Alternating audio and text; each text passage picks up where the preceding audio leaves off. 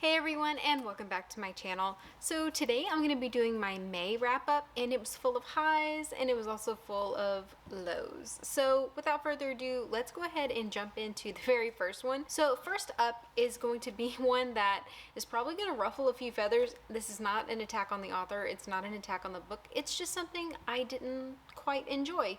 And I'm not here to tell you what to read, I'm just telling you what I thought about it. So let's go ahead and start with From Blood and Ash by Jennifer Armentrout. And this book has such a huge following. It honestly kind of, now that I read it, it's like a fantasy 50 Shades of Grey in sexual content, I guess.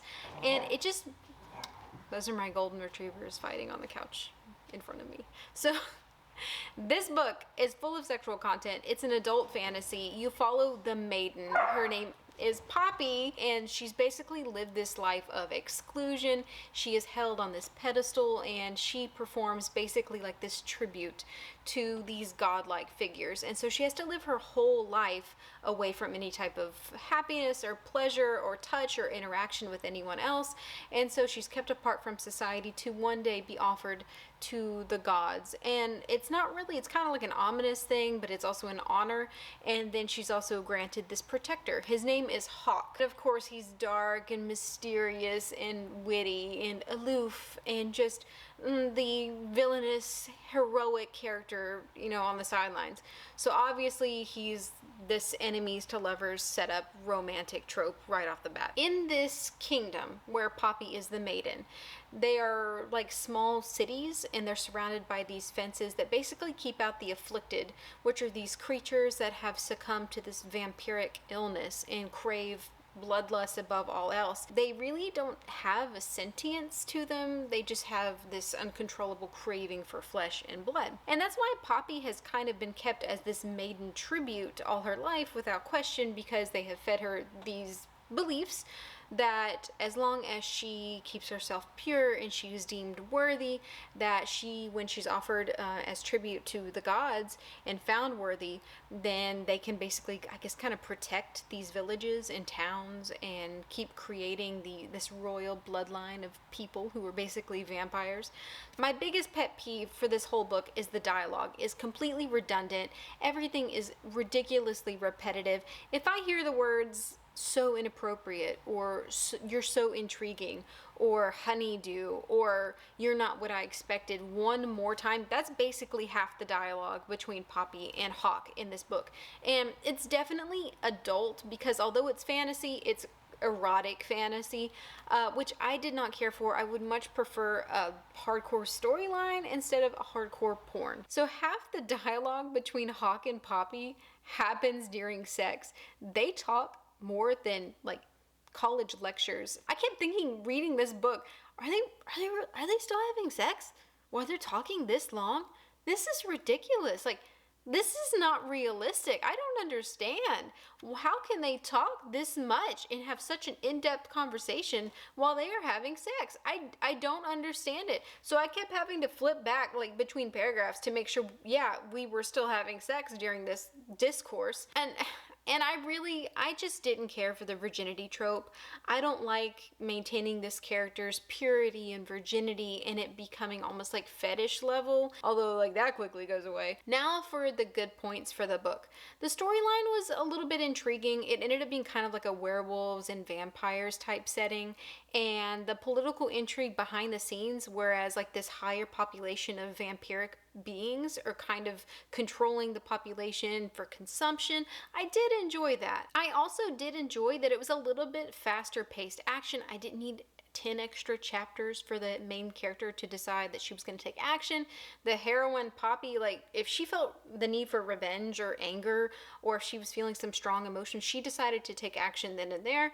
So that was great. I felt like maybe coming from the Throne of Glass series, I was used to 3 extra books for the characters to do anything.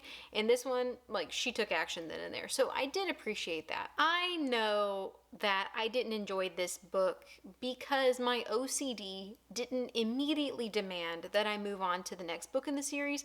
I'm still unsure if I'm gonna even continue with this series. It is so popular, and I did buddy read this with my mom, and she loved it, but I couldn't care for it. And so it has a huge following. If you like the enemies to lovers, if you want a little smut mixed in, this book is for you, especially if you like that vampire werewolf vibe.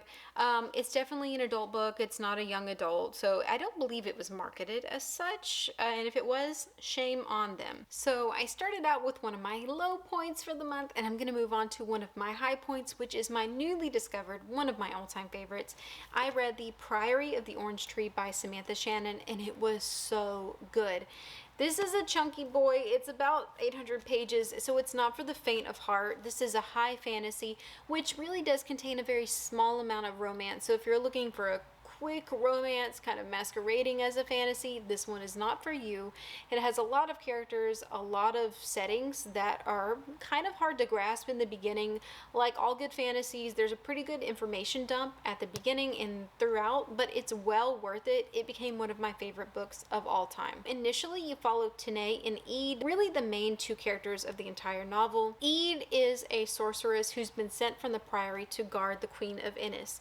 And this matters because there's been this almost mythological rumor that as long as the queen's line endures, as long as she has children, because each queen begets one daughter, and as long as that continues, this nameless one, who is this fire-breathing dragon, will not awaken. So Eid is there to guard the queen and make sure that she survives long enough to have a child. Across the sea, where dragons are not thought of as evil, because in the west they are fire-breathing entities of evil, and in the east they more represent the element of water, and so they protect civilization. And so in the east you are met with Tanae, and Tanae is a student who is studying to become a high dragon rider of the east. You follow these main two characters, and their stories really do beautifully parallel one another. This is a sapphic romance, and so the romance that eventually evolves between Eid and Sovereign is so beautiful.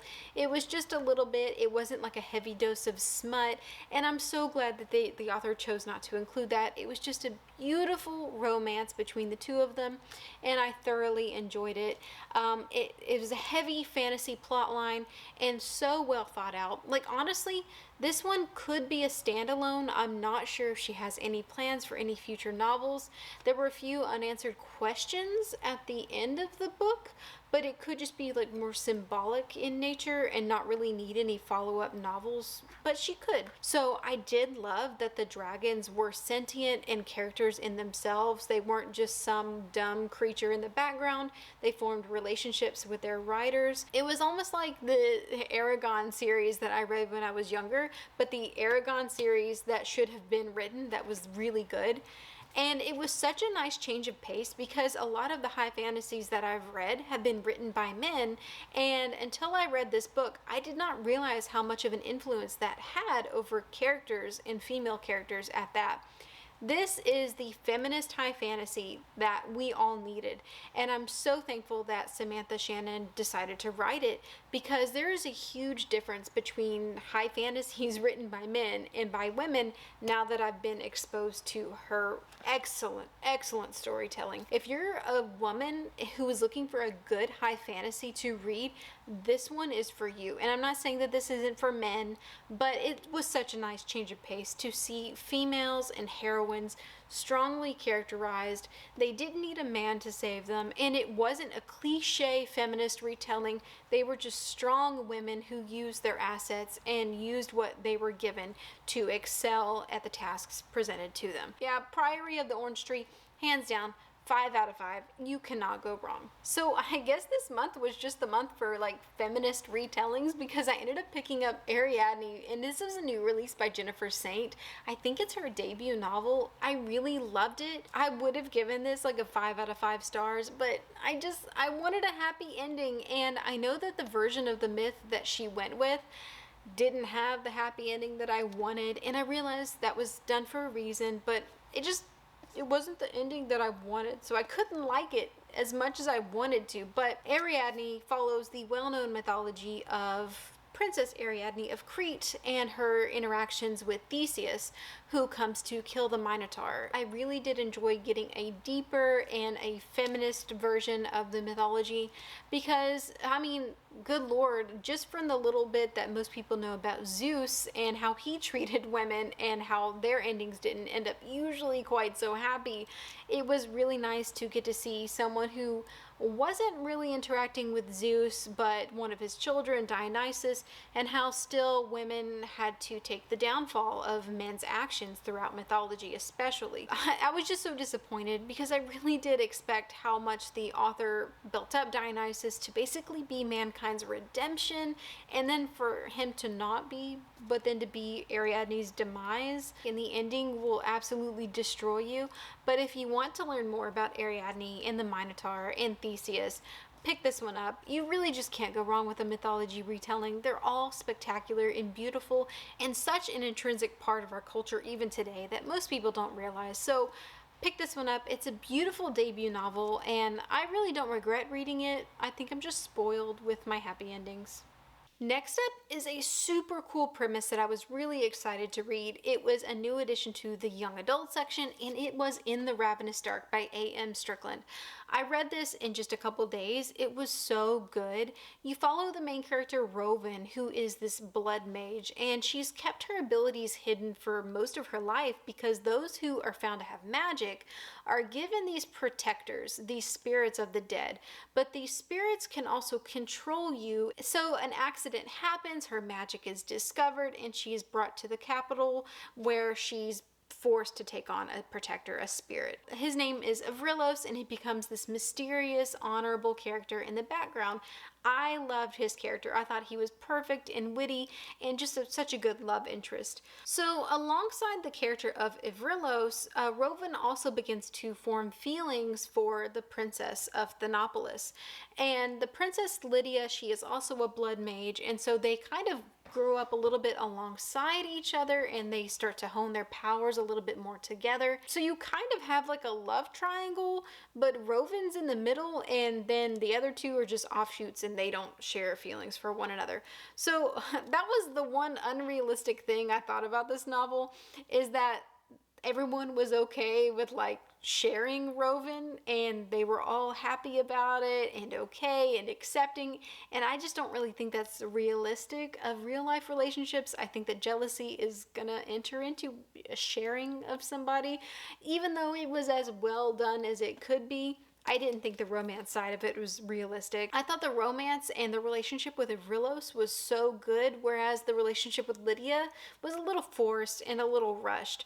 Like, it just seemed more built on lust than it did like love and companionship in Avrilos' direction. So kind of like in the background of this blood mage love triangle, the city that she's in is protected by this magical boundary, this magical basically bubble. And outside of this bubble, the whole country and the land, the sea, they've been ravaged by this blight. There's some source of evil that has caused this blight to occur.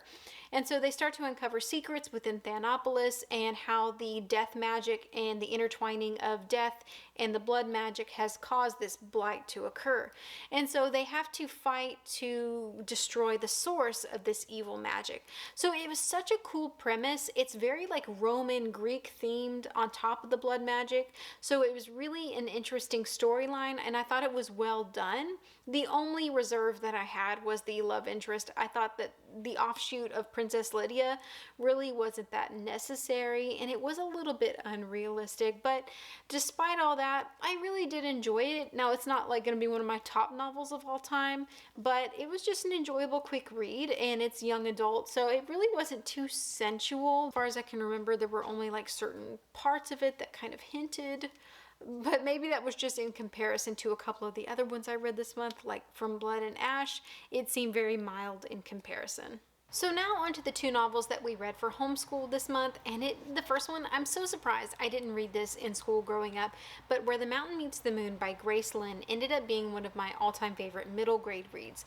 It's a beautiful story and introduction to Chinese culture and mythology. You follow Minli, whose village has been impoverished by famine, and she sets out on this journey to find the Old Man of the Moon to ask him the question of how she can bring good fortune back to her town. And so along the journey, she meets talking fish, dragons, kingdoms, and kings, and it's really such a beautiful tapestry. I really enjoyed the introduction to the culture and mythology, and the little illustrations throughout the novel were beautiful and stunning. So I know my daughter absolutely loved this, and it will always hold a special place in our hearts.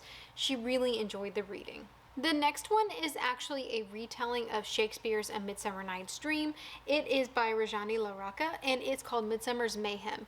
We read most of this out loud as the text, but if you do have an Audible subscription, I think the audiobook is included for this one.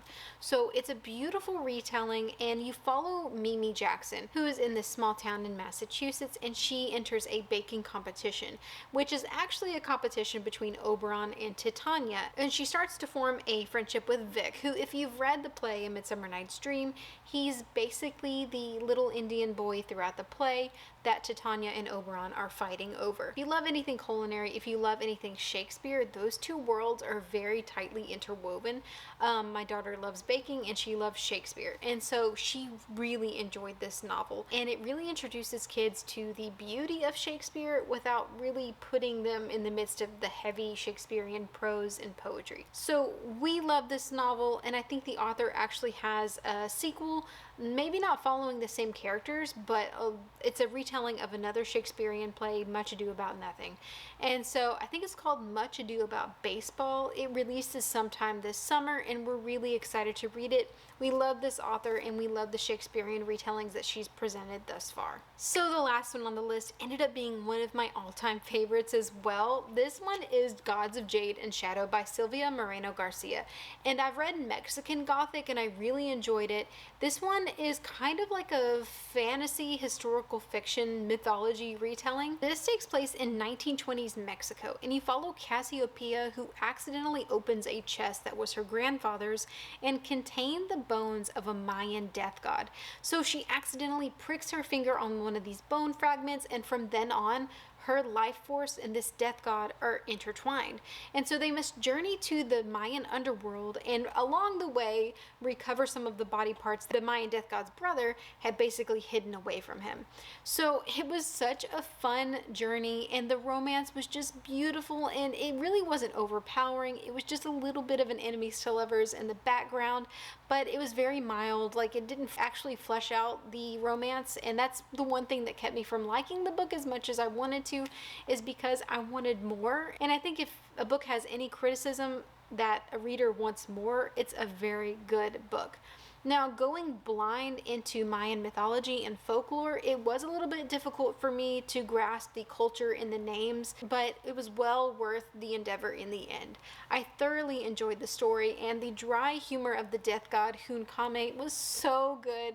I really enjoyed the witty banter between the two of them and the romance and relationship that they ended up forming. And it was just a gorgeous journey. You meet like sorcerers and demons and spirits along the way. So it was full of Mayan culture and mythology and just fantastical fantasy creatures. And it's kind of like a Cinderella and Hades and Persephone all twisted up into Mayan mythology. So all in all, like, although I only read like 8 or 9 books, I read a lot of pages. If you read anything, I would say Gods of Jade and Shadow if you want a quick read, and if you want a really thick high fantasy to last you for a couple weeks, Priory of the Orange Tree is a very good option. So thank you so much for tuning in. See you next week.